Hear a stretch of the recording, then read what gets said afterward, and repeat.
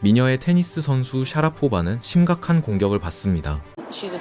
동료 선수들에게 질타를 받았고 특유의 신음을 지르며 라켓을 휘두르는 그녀의 경기 스타일은 팬들에게 야유와 비웃음을 샀습니다.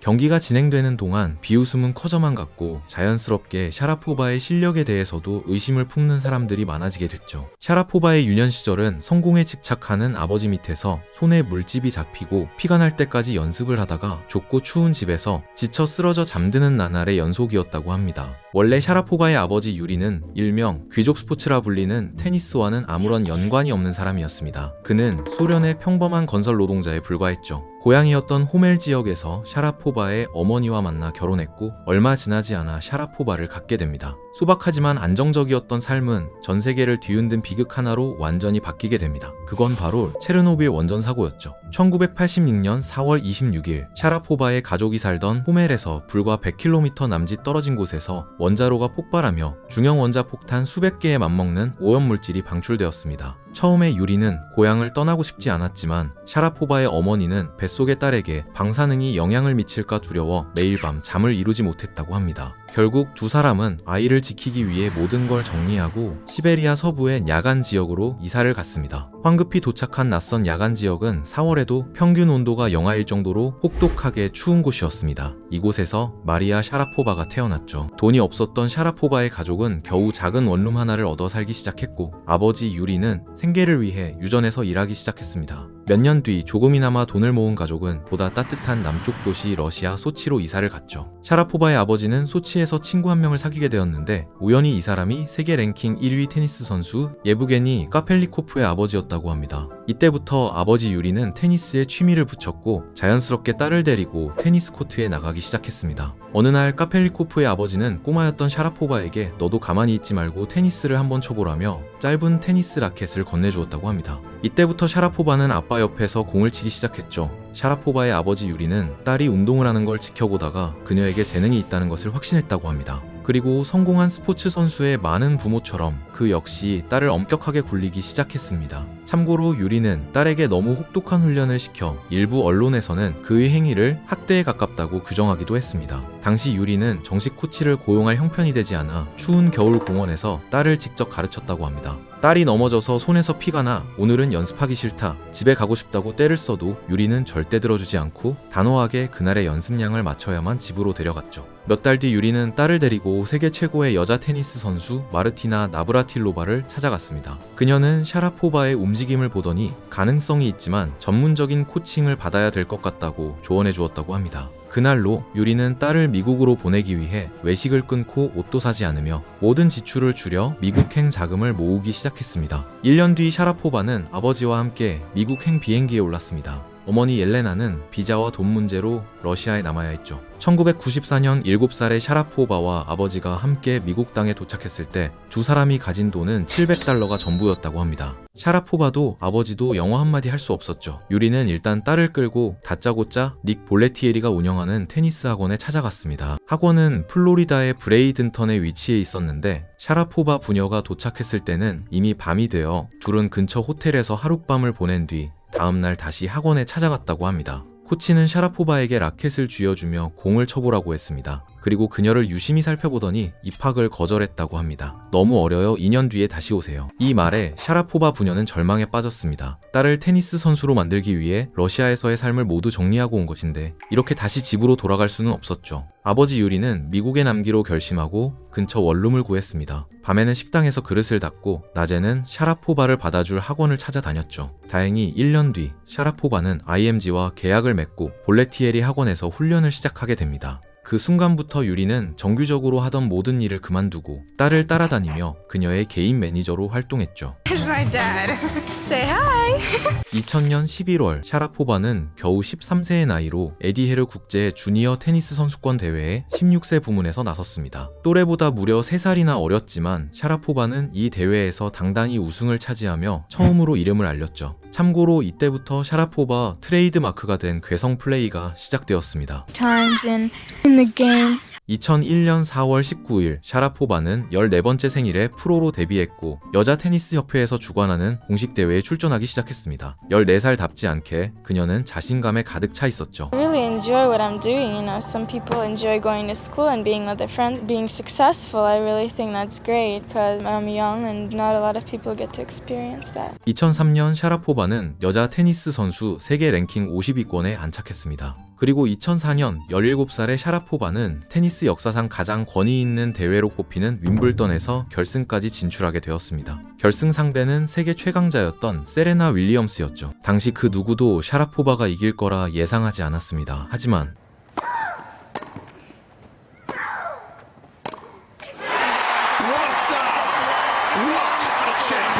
이 경기로 샤라포바는 단숨에 스타가 되었습니다. 아름다운 금발 소녀의 우승에 전 세계는 열광했고 샤라포바는 챔피언이었던 세레나를 뛰어넘는 폭발적인 인기를 누렸습니다. 휴대폰 브랜드는 물론 카메라 회사, 명품 브랜드까지 앞다퉈 샤라포바에게 러브콜을 보냈죠. 곧 샤라포바는 한때 챔피언이었던 세레나도 상상하지 못한 수준의 돈을 벌어들이기 시작했습니다. 샤라포바가 최전성기를 누리던 이 시점은 사실 세레나 윌리엄스에게 인생 최악의 시간이었다고 합니다. 윈블던 경기가 열리기 약 10개월 전인 2003년 9월 14일 세레나의 이부 언니였던 예툰데 프라이스가 길거리에서 총을 맞고 사망했던 것이었죠. 비록 예툰데와 세레나는 아버지가 달랐지만 예툰데가 세레나의 기저귀를 갈아줄 정도로 둘은 친자매처럼 가까웠다고 합니다. 당시 세레나는 TV 촬영 일정으로 캐나다 토론토에 머물고 있었고 예툰데는 집 근처에서 잠시 차를 세웠는데 하필이면 그곳이 마약상의 집 앞이었다고 합니다. 마약상들은 예툰데를 라이벌 갱단원으로 오해하고 그녀에게 곧바로 총을 쏘았죠. 급히 그녀는 병원으로 옮겨졌지만 병원에서 사망 선고를 받게 됩니다. 이 사건은 세레나의 오래된 트라우마를 다시 건드렸습니다. 어렸을 때 가난했던 세레나는 언니 비너스와 함께 동네 테니스장에서 연습했는데 주변에는 종종 총소리가 들렸다고 합니다. 세레나는 반드시 여기를 벗어나겠다고 다짐하며 세계 최고의 테니스 선수가 되는 걸 꿈꿨었죠. 이후 그녀는 성공하고 나서 언니 예툰데를 경제적으로 일부 지원해 주었습니다. 다만 예툰데는 동생에게 전적으로 기대고 싶지 않아 최대한 스스로 돈을 벌며 독립적인 삶을 살려고 노력했습니다. 그녀는 가난한 동네를 떠나지 않았는데 결국 그 선택이 비극으로 이어지고 말았죠. 하필이면 이 시기에 세레나는 몸도 안 좋아져 대퇴사두근 힘줄 수술을 받았고 한동안 공백기를 가지게 되었습니다. 그 후 복귀한 경기가 바로 샤라포바와 만난 윈블던이었죠. 세레나는 결승까지 6경기를 모두 승리했지만 마리아 샤라포바에게 패배하며 1999년 이후 처음으로 세계 랭킹 10위권 밖으로 밀려나게 되었습니다. 결승전 경기가 끝나고 세레나와 샤라포바는 라커룸에서 다시 마주쳤다고 합니다. 샤라포바에 따르면 세레나는 라커룸에서 몰래 울고 있었다고 합니다. 샤라포바는 최대한 조용히 자리를 피하려 했지만 세레나는 샤라포바의 존재를 눈치챘고 패배의 충격에 더해 우는 것까지 들키자 자존심이 무너져버려 울부짖듯 외쳤다고 합니다. 두 번 다시 저 어리고 마른 년에게 절대 지지 않을 거야. 얼마 후 둘은 그해 최고의 선수들만 초대되는 WTA 파이널 경기에서 또 한 번 맞붙게 되었습니다. 샤라포바가 서브를 하고 세레나가 잘 받아쳤지만 마지막 순간에 세레나가 공을 전혀 다른 방향으로 예측하며 샤라포바가 득점을 하게 되었습니다. 이번에는 세레나가 먼저 서브를 하고 샤라포바가 받아친 공을 세레나가 받지 못하면서 경기가 끝이 났죠. 승리를 확인한 샤라포바는 코트 위에 주저앉았고 만족스러운 미소를 지어 보였습니다. 샤라포바가 가장 먼저 달려가 안은 사람은 아버지 유리였습니다. 샤라포바에게도 이날의 승리는 간절했다고 합니다. I'm donating this to the people that were victims in the school tragedy back home. 체첸의 독립을 지지하는 무장 독립 단체가 러시아의 베슬란 학교를 점거해 약 1000명의 인질을 억류했는데 그 과정에서 334명의 인질이 사망했던 것이었죠. 그중 대부분은 학생들이었다고 합니다. I wanted to put a little extra. I'm so happy I could give back to them and help them in any ways I can. 샤라포바는 앞으로의 포부를 밝히며 우승 소감을 마무리했습니다. And I really hope to defend my title next year. 이때까지만 해도 샤라포바는 알지 못했습니다. 세레나와 샤라포바의 잔혹한 악연은 이제 막 시작된 것뿐이었죠. 2005년에 서막을 알리는 테니스 메이저 대회 호주 오픈 준결승에서 샤라포바는 운명의 장난처럼 다시 한번 세레나 윌리엄스와 맞붙게 됩니다. 샤라포바의 날카로운 서브로 경기가 시작되자마자 코트 위에는 긴장감이 맴돌았죠. 특유의 괴성까지 내지르며 총공세를 펼쳤지만 결정적인 순간 그녀의 공이 라인을 벗어나면서 결국 세레나가 승리하게 되었죠. 경쟁심에 불탄 샤라포바는 윈블던에서만큼은 반드시 서력하리라 다짐하며 무서운 기세로 준결승까지 올라갔습니다. 이번에는 세레나가 아닌 그녀의 언니 비너스 윌리엄스가 앞길을 가로막았습니다. 디펜딩 챔피언이었던 샤라포바는 경기에서 이기기 위해 최선을 다했지만 비너스에게 패했고, 이해에 비너스 윌리엄스는 윈블던에서 챔피언을 차지하며 윌리엄스 자매의 위엄을 과시할 수 있었습니다. 비록 경기에서는 졌지만 샤라포바는 포인트 제도 덕분에 그해 잠시나마 세계 랭킹 1위라는 타이틀을 거머쥐기도 했죠. 두 사람의 갈등이 진짜 폭발하기 시작한 건 2007년부터였습니다. 이전까지 선수로서 경쟁하는 모습이었다면 이때부터 서로를 진심으로 싫어하며 전쟁을 벌이는 것 같았죠. 그 기폭제가 된 건 2007년 호주 멜버른에서 열린 경기였습니다. 세레나가 간신히 받아낸 공을 샤라포바가 그대로 되받아쳤는데 이 공이 세레나의 몸을 정면으로 강타해버립니다. 당시 해설진들은 샤라포바가 코트 어디로든 공을 보낼 수 있는 충분한 여유가 있었음에도 일부러 세레나의 몸을 조준해 샷을 날린 것 같다고 분석했죠. 공에 맞은 직후 세레나가 샤라포바를 노려보며 무언가 독서를 내뱉는 장면이 중계 카메라에 고스란히 포착되었습니다. 이를 두고 욕설을 퍼부었다는 주장과 단순한 분노 표출이었다는 의견이 팽팽하게 맞서며 팬들 사이에서도 난리가 났었죠. 어찌됐든 이 진흙탕 싸움 끝에 승리한 건 세레나였습니다. 경기가 끝나자마자 세레나는 환희에 차 그 자리에 그대로 누워버렸죠. 코트 위에서는 엎치락 뒤치락 치열한 적전이 이어졌지만 수익면으로 넘어가면 샤라포바의 완벽한 압승이었습니다. 샤라포바는 단숨에 테니스계를 넘어 전 스포츠계를 통틀어 가장 몸값이 비싼 걸어다니는 기업이 되었죠. 2002년 한 해에만 무려 2천만 달러, 약 295억 원 넘게 벌어들였죠. 상황이 이렇다 보니 일각에서는 샤라포바가 실력보다 예쁜 얼굴과 모델 같은 큰 키 덕분에 과분한 부를 누린다는 비난을 쏟아냈습니다. 세레나 윌리엄스나 로저 페더러 등 세계적인 선수들과 비교해 그녀가 나은 점은 단 하나, 얼굴밖에 없다는 것이었죠. 그녀의 행보도 예사롭지는 않았습니다. 스포츠 잡지에 비키니를 입고 포즈를 취하고 테니스 경기장에 600개의 보석이 달린 화려한 드레스 차림으로 나타나 사람들을 놀래키기도 했죠. 원래 화려한 옷을 입고 하는 경기 아니냐 싶겠지만 막상 상대는 단정한 하늘색 기능성 티셔츠에 검정색 치마를 입었고 샤라포바는 매번 화려한 옷차림으로 눈길을 끌었습니다. 스포츠 스타가 아닌 연예인 같은 행보에 사람들의 이목은 집중될 수밖에 없었고 비난의 목소리도 커져만 갔습니다. 그러자 나이키는 오히려 비난 여론을 역이용하는 천재적인 광고를 기획해 논란을 잠재웠습니다. 광고에서 샤라포바의 주변 사람들은 마치 홀린 듯 샤라포바의 미모를 찬양하며 노래를 부릅니다. I feel pretty, oh so pretty. 정작 주인공인 샤라포바는 이들의 칭찬에 크게 귀를 기울이지 않습니다. 그녀가 경기장에 들어서자 해설진들 역시 그녀의 아름다운 얼굴을 칭찬하지만 샤라포바가 야수 같은 괴성을 지르며 공을 때리자 찬양을 늘어놓던 사람들이 순식간에 얼어붙으며 침묵합니다. 뒤늦게 정신을 차린 해설진은 짧은 감탄사와 함께 그녀의 압도적인 실력에 아낌없는 박수를 보내기 시작하죠. 광고는 샤라포바의 진지한 얼굴을 비추며 Just do it 문구로 광고를 마무리합니다. 광고는 샤라포바의 외모가 인기의 시작일 순 있어도 결국 그녀를 완성하는 건 스포츠인으로서의 실력과 지독한 집념이라는 것을 보여주었죠. 실제로 그녀의 화려한 겉모습 뒤에는 자기 학대와 가까운 피나는 연습이 있었습니다. 문제는 스포츠 세계에서 1등은 오직 한 명뿐이라는 것이었습니다. 그 왕자를 세레나 역시 미치도록 갈망했죠. 세레나와 샤라포바는 단순히 코트 위에서만 부딪힌 게 아니었습니다. 주변에서 둘의 갈등을 끊임없이 부추겨 실제로 둘의 감정의 골은 깊어졌고 한동안 서로에게 날카로운 인터뷰를 이어가기 시작했습니다. 세레나는 롤링스톤지와의 인터뷰에서 대놓고 마리아 샤라포바를 저격했습니다. 어떤 선수들은 테니스 옷을 예쁘게 차려입는 것도 스포츠라고 착각하는 것 같아요. 인터뷰 때마다 난 너무 행복해요, 행운아예요 라고 떠드는데 정말 듣기 지겨워요. 뭐 그렇게 마음이 시커먼 남자랑 사귀고 싶다면 마음대로 하라죠. 누가 봐도 샤라포바를 겨냥한 이 독설에서 마음이 시커먼 남자는 당시 샤라포바와 열애 중이던 동료 선수 그리고르 디미트로프를 뜻했습니다.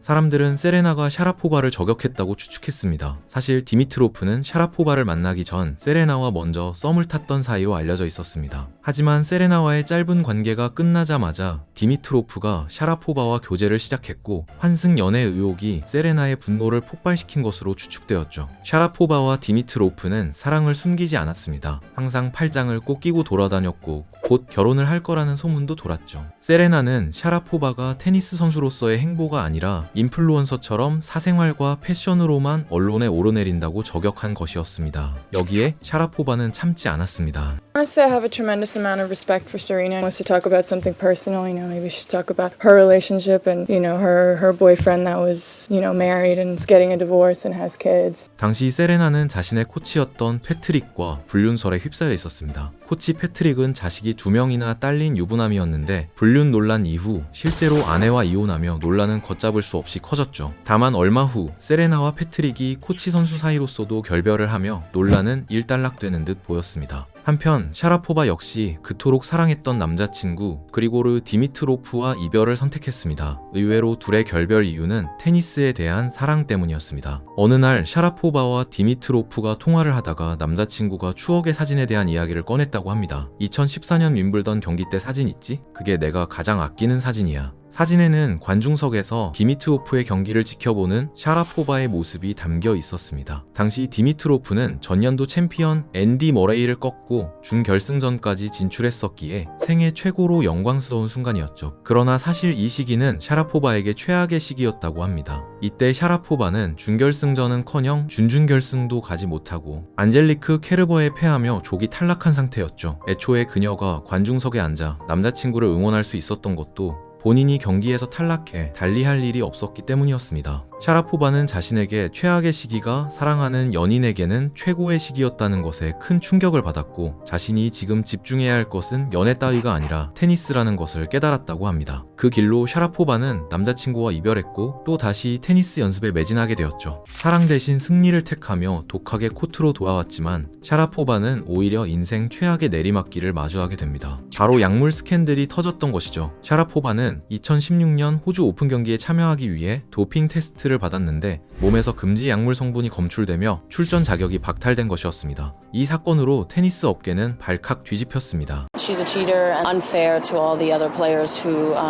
do it the right way. 당시 샤라포바는 만 28세로 돈과 명예 등을 모두 거머쥔 상태였기에 대중은 샤라포바가 이 수치심을 견디지 못하고 그대로 은퇴할 거라 확신했습니다. 실제로 그녀가 긴급 기자회견을 연다고 발표하자 전 세계 취재진은 은퇴 선언을 예상하며 몰려들었죠. 하지만 기자회견은 예상 밖으로 흘러갔습니다. If I was ever going to announce my retirement, downtown Los Angeles hotel with this fairly ugly carpet. 샤라포바가 기자회견을 연 이유는 자신의 입장을 설명하기 위해서였습니다. For the past 10 years, I have been given a medicine called Mildronate. It also has another name of meldonium. 기자회견에서 샤라포바는 약물 복용이 전혀 고의가 아니었다고 주장했습니다. 2006년부터 그녀는 감기에 자주 걸렸고 당뇨병 증세가 있어 건강상의 이유로 의사 조언에 따라 멜도늄 처방을 받았다고 설명했습니다. 샤라포바의 주장에는 일부 설득력이 있기는 했습니다. 멜도늄은 심혈관 질환 치료제로 개발된 약물로 러시아에서 종종 치료에 사용되었죠. 다만 미국에서는 승인되지 않은 약물이었고 특히 2016년 1월 1일부터 금지 약물로 지정되었습니다. 지구력 향상과 회복력 개선 등의 효과가 있어 일부 선수들이 운동 퍼포먼스 향상 목적으로 악용하는 사례가 있었기 때문이었죠. 동료 테니스 선수들의 시선 역시 차갑기만 했습니다.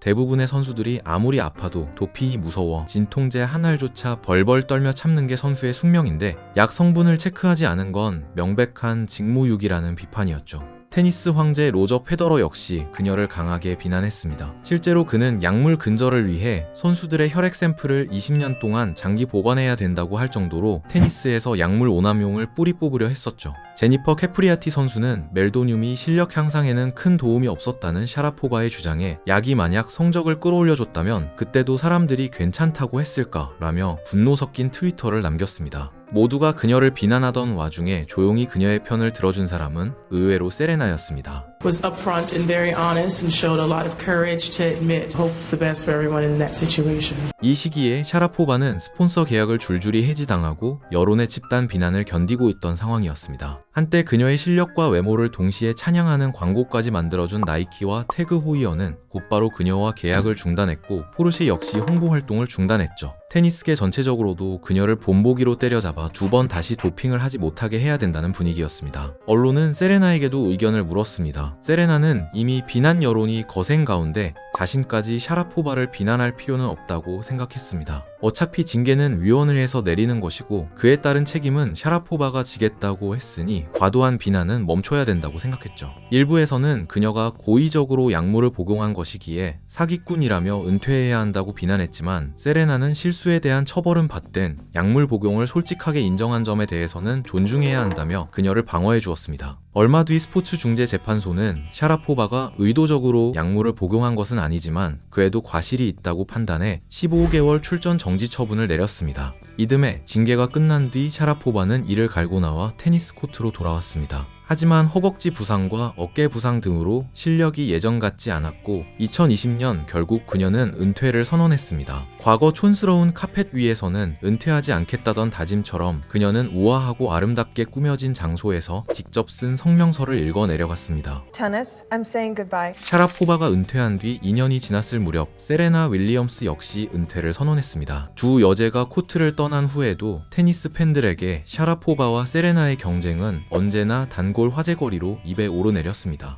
객관적인 커리어만 보면 세레나 윌리엄스의 압도적인 승리지만 2004년 최전성기의 세레나를 17살의 샤라포바가 연달아 꺾었던 그 전율과 인형 같은 외모 뒤에 숨겨진 야수 같은 괴성 플레이로 샤라포바가 더 강렬했다고 기억하는 팬들도 많죠. 두 사람은 코트 밖에서도 서로의 사생활을 저격하며 진흙탕 싸움을 벌였습니다. 샤라포바는 자서전에 윈블던에서 세레나를 이겼던 순간과 세레나가 라커룸 화장실에서 울며 소리쳤던 굴욕적인 일화까지 낱낱이 적어놓기도 했죠. 세레나의 반응은 태연했습니다. I've cried in the locker room many times after a loss. I think it's normal. I think if anything, it shows the passion and the desire and a Wimbledon final. 현역 시절 단 한 번도 친구였던 적이 없었기에 몇 년 전 마리아 샤라포바가 갑자기 세레나 윌리엄스에게 전화를 걸었을 때 세레나는 매우 놀랐다고 합니다. 샤라포바는 내가 테니스 명예의 전당에 오르는데 내 소개 연설을 해줄 사람이 당신밖에 안 떠오른다며 조심스럽게 부탁을 건넸죠. 세레나는 당황했지만 샤라포바의 말이 끝나기도 전에 좋아요 대답했다고 합니다. 두 사람은 경력 내내 서로를 증오하고 이기려 안달복달했지만 마음속 깊은 곳에선 말하지 않아도 통하는 동질감이 있었다고 합니다. 세계 최고의 무대에 서기 위한 엄청난 노력, 매일 밤 느꼈던 지독한 고독과 불안을 이해할 수 있는 유일한 사람이었기 때문이었죠. 가까운 가족도 코치도 머리로는 이해할 수 있지만 실제 경험해본 적 없는 감정을 두 사람은 눈빛만 봐도 알 수 있었던 것입니다. 세레나 윌리엄스가 숙적 샤라포바를 위해 준비한 헌사를 한번 들어보시죠. We wanted the exact same thing at the exact same time, to be the very best. In our sport,